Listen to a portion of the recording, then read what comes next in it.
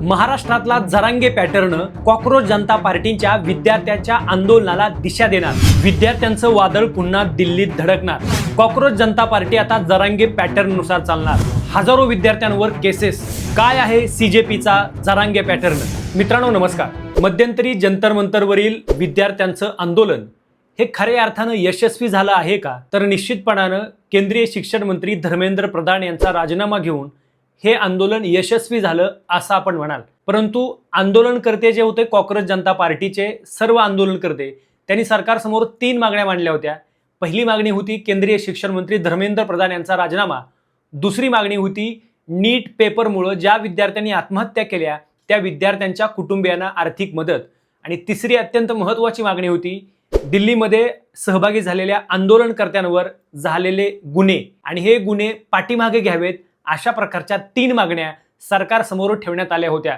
सरकारनं त्याबद्दल सकारात्मक प्रतिसाद सुद्धा दिला। काल आणि आजपासून हजारो विद्यार्थ्यांवर गुन्हे दाखल होत आहेत। त्यांना FIRच्या कॉप्या त्यांच्या घरपोच होत आहेत।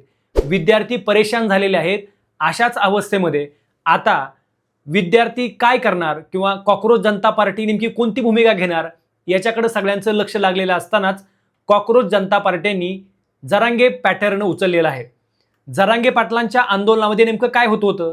जरांगे पाटलांनी आंदोलन केल्यानंतर काही मागण्या मान्य व्हायच्या आणि काही मागण्या मान्य नाही झाल्यानंतर दुसरं आंदोलन व्हायचं। म्हणजे एका आंदोलनाच्या मागण्या मान्य नाही झाल्या तर दुसरं आंदोलन हे सरकारला उत्तर असायचं। नेमका हाच जरांगे पॅटर्न आता कॉक्रोच जनता पार्टीने उचललेला आहे। कॉक्रोच जनता पार्टीने घेतलेल्या पत्रकार परिषदेमध्ये त्यांनी जाहीर सांगितलं की विद्यार्थ्यांनी घाबरायची गरज नाही। ज्या ज्या विद्यार्थ्यांवर केसेस दाखल झालेल्या आहेत सरकारनं आम्हाला आश्वासन दिलेलं आहे की त्या सर्व केसेस आम्ही पाठीमागे घेणार आहोत। सरकार देखील शांत आहे। सरकारनं तिसरी भूमिका घेतली होती की सनदशीर मार्गानं ज्या आंदोलनकर्त्यांनी आंदोलन केलेलं आहे त्यांच्यावरच्या केसेस आम्ही पाठीमागे घेतो। परंतु ज्या आंदोलनकर्त्यांनी दंगल सदृश्य वातावरण निर्माण केलं, शासकीय किंवा सरकारी कामकाजामध्ये अडथळा आणला, सरकारचं नुकसान केलं, त्या सर्वांवर जे दाखल गुन्हे आहेत ते गुन्हे माघारी घेतले जाणार नाहीत अशा प्रकारची भूमिका राहुल कुलकर्णी यांनी सुद्धा मांडलेली आहे।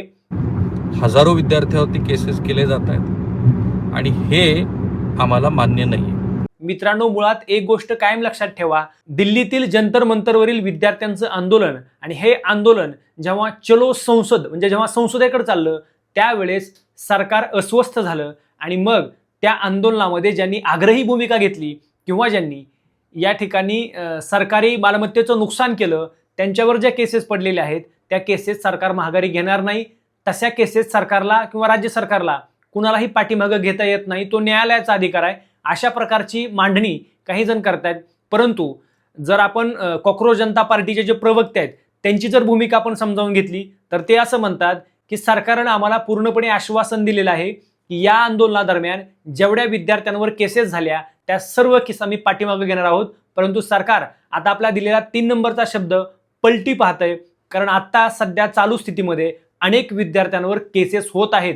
काही विद्यार्थ्यांना पोलीस स्टेशनमधून बोलवून घेऊन त्यांच्यावर FIR फाडले जात आहेत। हे जर असं असेल तर हे आंदोलनामध्ये दिलेला शब्द सरकारनं पाळलेला नाही असंच म्हणावं लागेल। पत्रकार राहुल कुलकर्णी यांनी जी मांडणी केलेली आहे ती तंतोतंत खरी आहे। ते असं म्हणतात की या आंदोलनादरम्यान या आंदोलनामध्ये काही कुख्यात गुंड किंवा ज्यांच्यावर अगोदर केसेस आहेत ती लोक देखील सहभागी झाली होती। त्यांच्या हातून जर असं गैरकृत्य झाले असेल, सरकारी मालमत्तेचं नुकसान झालं असेल तर त्यांच्यावर पडलेल्या केसेस पाठीमागे घेऊ नका। परंतु ॲक्च्युअलमध्ये जे विद्यार्थी आहेत, जे खरेच विद्यार्थी आंदोलक आहेत त्यांच्यावर पडलेल्या केसेस ह्या सरकारनं पाठीमागे घ्याव्या आणि आपला दिलेला शब्द पाळावा। सरकार जर आपला दिलेला शब्द पाळणार नसेल तर कॉक्रोच जनता पार्टीचे प्रवक्ते त्यांचे नेते अभिजित दिपके यांच्याकडून पुन्हा एकदा आंदोलनाचा इशारा दिलेला आहे। जर सरकार केसेस माघारी घेणार नसेल तर पुन्हा एकदा सर्व विद्यार्थी जंतर मंतरवर जमतील, सरकारला वेठीस धरतील आणि आपल्या मागण्या मान्य करून घेतील। नेमकं महाराष्ट्रात जरांगे पॅटर्न जसा घडला तसाच पॅटर्न अभिजित दिपके दिल्लीमध्ये राबवणार आहेत।